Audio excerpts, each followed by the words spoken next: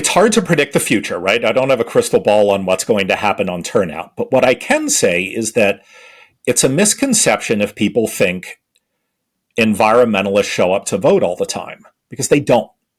And I can give you some numbers and some reasons for it. So, first off, if we look back at the most recent midterm election, 2022, we estimate from our voter file data that close to 13 million already registered voters who list climate as a top priority skipped that election. 13 million.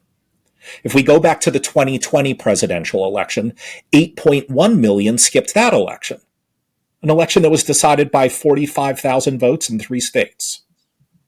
So there are a lot of environmentalists who don't vote. And in most states, they undervote the overall electorate. So they are disproportionately poor voters. Why do you think that is? It's kind of fascinating. Yeah. So there are 2 things that are likely going on. And I use the word likely because it's very hard in social science to figure out why people don't do things. It's a little bit easier to figure out how to get them to do things.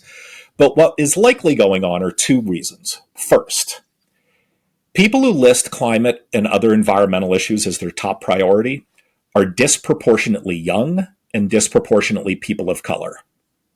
2 groups that not only just vote less often, but are always the object of voter suppression efforts. I mean, if anybody anywhere is trying to make it harder for someone to vote, chances are they are either targeting young people or people of color. And that's the beating heart of the modern environmental movement.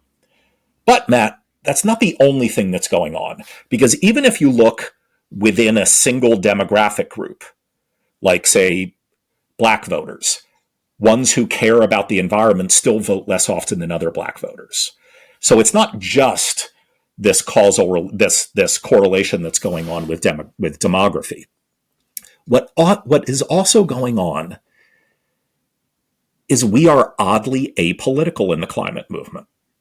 And when I say that, I know it rubs some people the wrong way, so let me explain what I mean by this.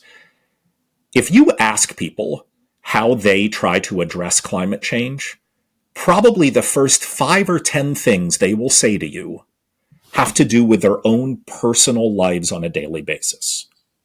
Change how they get to work. They eat differently. They change the electricity they consume. They compost. A lot of things that are very important. But let's admit it, they are weirdly apolitical. I mean, you would never hear someone who's concerned about healthcare talk that way. You would never hear someone who's concerned about gun violence talk that way. People who are concerned about gun violence know that it is a systemic political problem that requires a systemic political solution. But we in the climate movement, we look to our own personal lives and we never think of it as being a systemic political problem. And that leads to a lot of this lower turnout. So tell us the solution. What's the solution? How do you turn on these environmentalists to become voters? Yeah, so here's the really interesting thing. The Environmental Voter Project is an environmental group that never talks about the environment. We rarely even talk about climate change.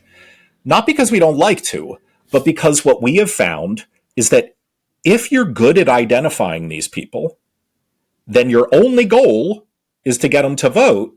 And if your only goal is to get them to vote, you can be completely agnostic about your language, right? Like, we don't need to talk about climate change. We could talk about chocolate chip cookies if that's what it takes to get them to vote. And what all of our research has found is that trying to rationally convince people about the importance of voting because of an issue that they care about doesn't work at all.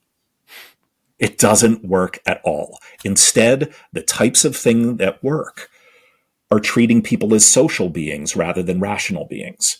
We try to figure out what social norms are they trying to fit into, and how can we use little like peer pressure nudges and things like that to get them to vote. And so to give you some examples, we will call people up and we'll say, hey, Matt, did you know last time there was an election, 113 people on your block of Main Street turned up to vote? It's like pure juvenile peer pressure. But it works. It works. We will use something, and this is a really interesting concept because I think it's something that people have experienced in their everyday life. It's based off a behavioral psychology concept known as endowed progress. But have you ever been to a coffee shop, Matt, where they give you like a good customer card that has like all these circles that you need to get stamped and then you get a free coffee? Sure. Yeah. So there was a famous behavioral economics experiment done a few years ago where half the people at a big coffee franchise were given one of those cards that had 10 circles on it, and the other half were given a card that had 5 circles on it. Okay?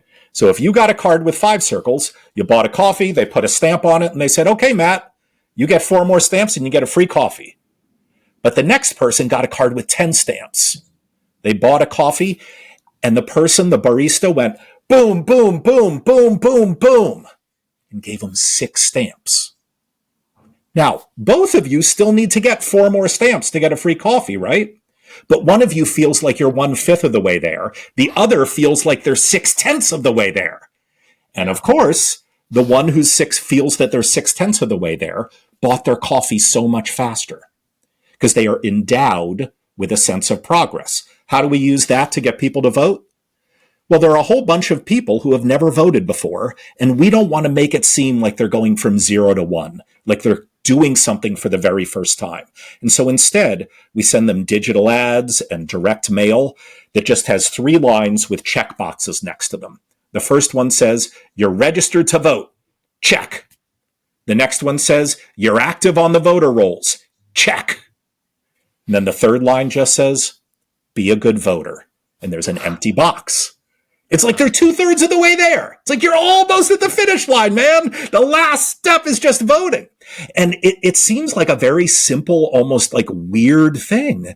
But in our randomized control trial, it sends turnout through the roof because we're social beings. And these little nudges are in many ways much more powerful than trying to logically convince someone of the importance of their vote.